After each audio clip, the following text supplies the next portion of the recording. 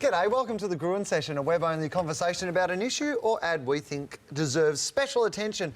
This week, the topical ad. Julia Gillard became our first female PM on Thursday, June 24 at 9:30am. By early afternoon, ads began appearing with direct reference to the morning's events. One of the first came from Nando's. We're joined by Michael Abdul, Managing Director of the Sphere Agency, which specialises in topical ads. Michael, welcome. Hello. Now, talk us through it. How did it all happen?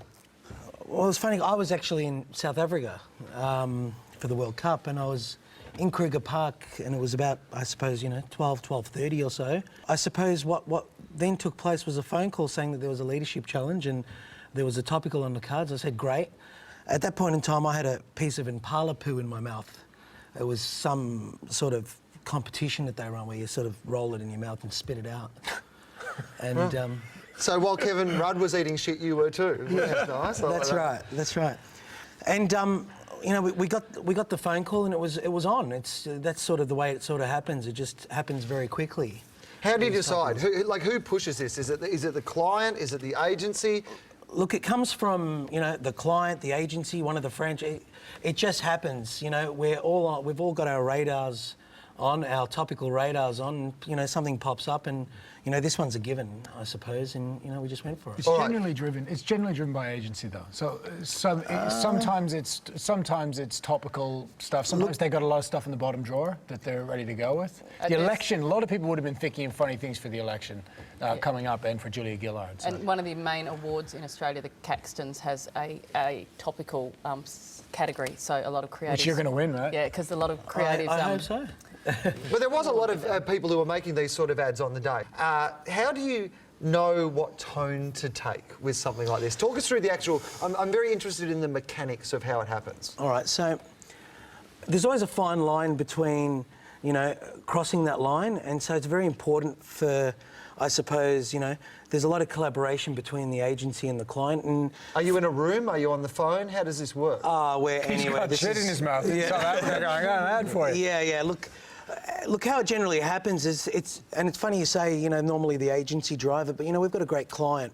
Nando's is one of those clients that are driven by topicals. They've been doing it for years, and globally it's a strategy that the brand has had for a long time. So is that part of the process? As soon as something big happens, you think, like, we're Nando's, on the phone to each other. They are a great brand for topical stuff. Let's see what we can do. Well, it's not necessarily that. It's part of the strategy. So we've got a budget that's put aside there for, tactical, topical initiatives, and we're able to dip in that. So we're able to make decisions very quickly. Okay. That makes a huge difference, because I know with the bigger multinationals, you get the ad 9 o'clock in the morning. You've got the ad to them, and they're like, yeah, we'll get back to you on Friday. And you're like, no, you have to have approval pretty much. Yeah, you've got a printout that's taking 2 weeks to do, and you can do one in 48 hours. They're like, how about we do all our ads? No, 48-hour turnaround. We're doing them in 3 hours. So they need to run that day or the next day, or there's no point. That's right. So what happens is, if you don't strike while the iron's hot, it's almost irrelevant putting the relevant ad out, because it becomes very quickly irrelevant. Well, what about things like ad space, though? Is it easy to just ring up like newspapers and be able to get an ad in on the same day? All processes are out the window here. And what you do is I suppose, cut out the big media agencies that are very sort of, would take their time on something like that. It's just not feasible to roll out topicals. The guys out at lunch and blah, blah, blah. You got that going on, and so you're forced to deal with the direct media outlets direct. And I suppose, do we sit down and tackle media strategy and how many tarps and reach we're going to get? It makes it very difficult. So what we do is it's a matter of seeing how far we can expose the ad with the budget that we've got. All right, and is it mostly going to be print in that regard, or do you have time to do radio? Well, we do radio, and the radio's the tricky stuff, and we do a lot of it. So I think last year we did 13 or 14 topical radio ads in a year, and it's tight. It's very disruptive, and it's disruptive advertising on both levels. Both, the agency becomes, you know, embroiled in one day of, you know, it can wipe out the whole day. And the debates go on and on and on because are we crossing the line? Are we not crossing the line? No, the client approved. Well, we hear so much in in advertising about, you know, you researching things and you like you testing ads. In Russell, in this situation, none of that has got time to happen. It's one of the great advertising traditions is having a culture of doing topicals. And some agencies will have that culture. Campaign Palace in Australia had a great tradition of doing topical ads. One day you're going to get caught with your pants down being one that sort of ran a number of times. Was it the Steinlager and Foster's? Was it when Steinlager sunk, the Steinlager boat? And then the next day there's the, you know, all sink one for Foster's. So it's about the agency culture. So your agency, Michael, you've obviously got a culture of doing topicals. It's a really important part of it. And you need the client. And if you've got a budget allocated, that's even better. And you all know that you do it differently. So culturally, you've got to get that through the organisation, both the agency and the client, that it's going to be different. You know, there's some fantastic topicals. I mean, Nike, very, very, very early days, we all remember when McEnroe went bananas at Wimbledon. Yep. Well, the next day they ran a full-page press ad in all the English tabloids saying McEnroe swears by them. Yeah, so, and that actually contributed to Nike's accelerated success, because if you get them right, if you get them as right as that one... The Veet one, when George Bush lost the election, Veet is a waxing product for women. It just had Goodbye Bush. But getting them right is sticking within the tone of the brand. So the reason they don't have to go through huge approvals is because the tone is established. Like Nike's success tone is established. Nando's particularly have a really well-defined tone. So it's not like where it doesn't work is if a brand that it doesn't make any sense to be cheeky starts being cheeky in topicals, and you kind of look at it and go, why are they doing that? Jetstar waved goodbye to K. Rudd. IKEA riffed on the conspiracy to get rid of him. Viva went with a spill cleanup reference. Would all these have come from agencies or brands? Are these just brands? Probably the agency. It's more likely to be. I mean, most agencies would have been trying to get something up during the course of those 24 hours. I know our one, we were trying to get something running. It's sort of, oh, hang on a second, here's an opportunity. And because we love doing them. We love the vigour that gets into the agency. It's great fun trying to get a client to do it. What's the value of it from an advertising point of view? A trip to the Caxtons.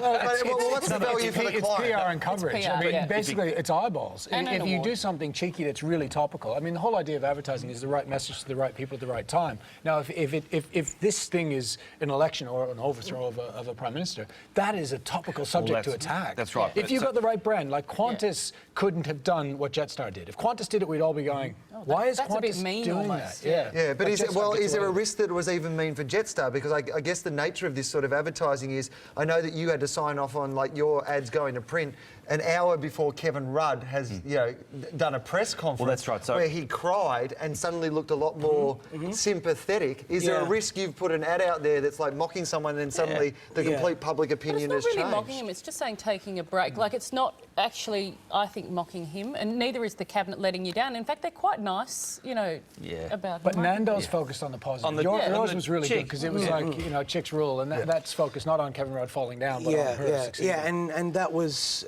deliberate.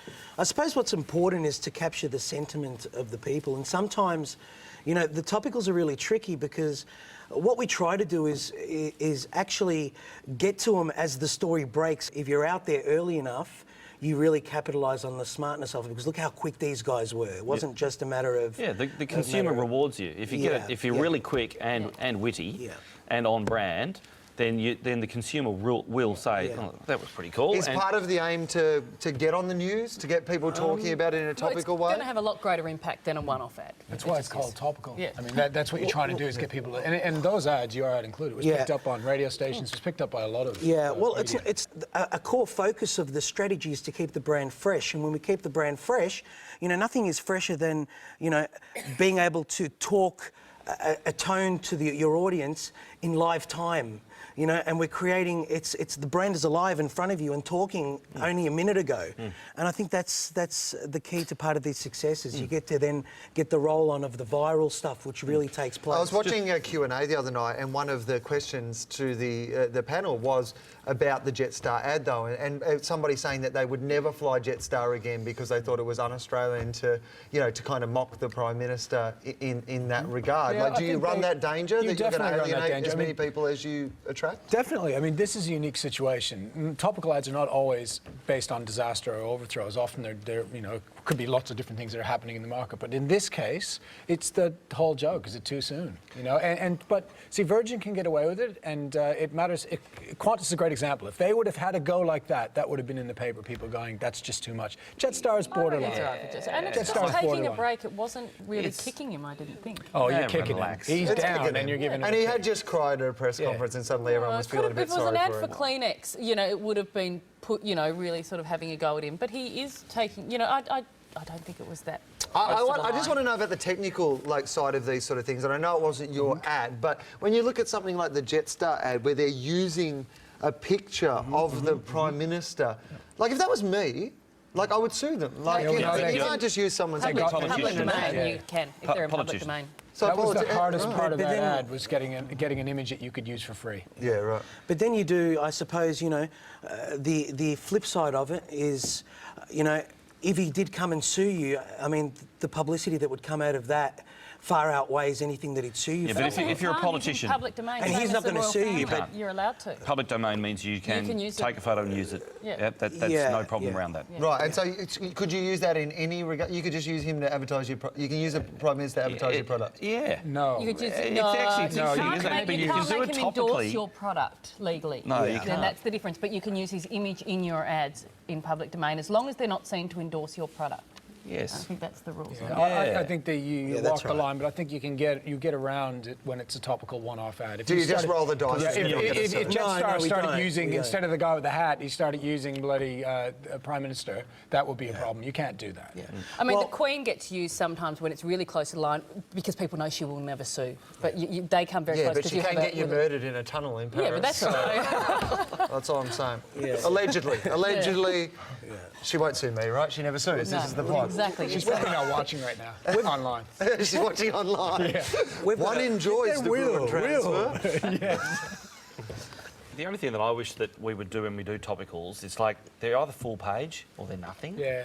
You know what I mean? I mean, you do them all the time, but I just get a genuine thrill out of the full page press ad that's just absolutely, But you it's know. the 20 Do you have a grand. favourite? It's the 20 Is there grand. something that, like, you know, I know you've talked about a couple already, but is there Yeah. something that in your mind that you love? Is it the best of the best?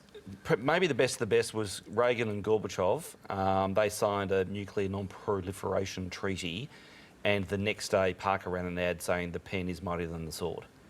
That was pretty cool. That's cool. Yeah, and full page, you know, absolutely kick ass. And you wouldn't do that in a small space, would you? Like those two guys. It's a stunning Well, that's press pretty ad. tricky to get a full page free in a newspaper a day before because normally that's all sold, and so what you can get is whatever they've We got get left. whatever's Yeah. about. You know, the success of these topicals isn't just the fact that it's a press ad and someone's had a bit of a giggle and laughed and said, "Have you seen that?"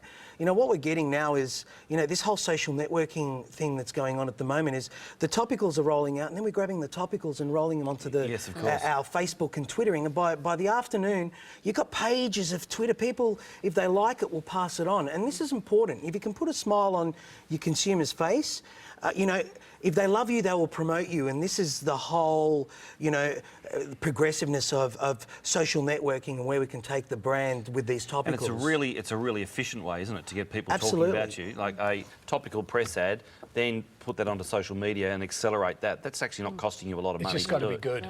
It's just got to be good. It's That's got to right. be good. Michael, thanks so much That's for right. coming in. We Thank really you. appreciate you being part of it. and problem. thank you Thank for you. watching Michael. the Gruen Sessions. We'll see you next week.